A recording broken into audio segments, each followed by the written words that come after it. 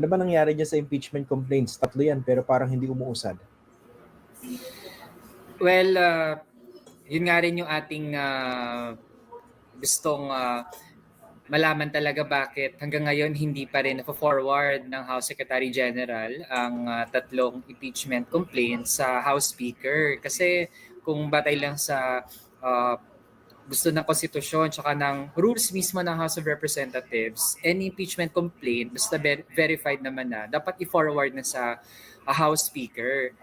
Kaso nga lang, parang pinaasa tayo na meron daw paparating na fourth impeachment complaint to be endorsed already by one-third of House members. Or kung hindi man merong one-third daw na mag-endorse nung any of the first three complaints.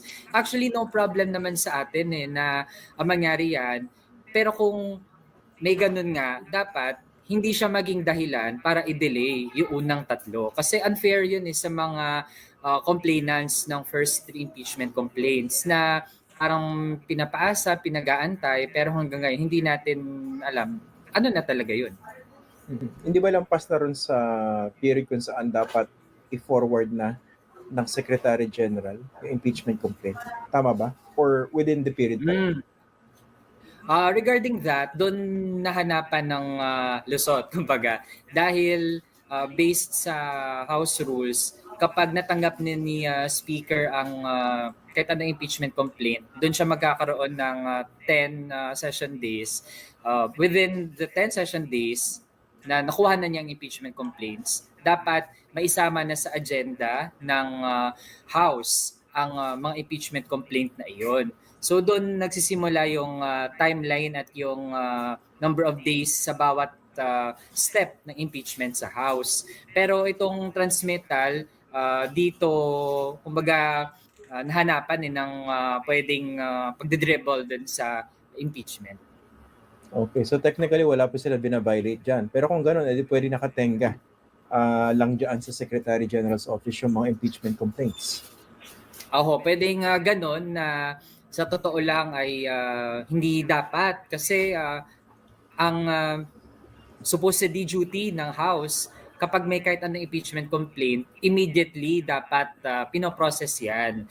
Ibig sabihin, part ng trabaho namin, kaya kami na-elect, kaya kami bahagi ng House, bahagi sa sinumpaan naming trabaho, anytime na meron kami matanggap na impeachment, ay dapat mag-proceed yan, hindi siya pinapatagal.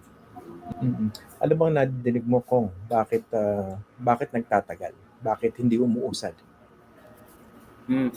Ang isa sa mga nakikita ko dyan, meron talagang impact. Merong influence ang mga sinasabi ng nakaupong Pangulo. Una when he said na waste of time yung impeachment, tapos recently naman ay kapos na daw sa oras. Pero sa totoo lang kung sa part kasi ng House, tingin ko ay kung meron lang din naman na one-third na handang itaya ang kanilang mga pangalan dun sa impeachment proceedings, ibig sabihin mag-endorse ng pipirma, magiging bahagi na mag-endorse or magpo-file na mismo ng articles of impeachment, ay pwede yung ganong track eh. Ibig sabihin, pwedeng hindi na i-forward kasi sa Justice Committee ang impeachment complaints kung meron naman ng one-third na mag-endorse. So, ibig sabihin, we have session hanggang first week of February, tapos sa June meron pa kaming ilang session days. So, meron pa ring time para dun sa track na one-third yung mag-endorse ng impeachment. So, kung oras at oras, meron pang panahon talaga ang House para gawin yung trabaho niya. Dun sa track na one-third ng House members ang lalagay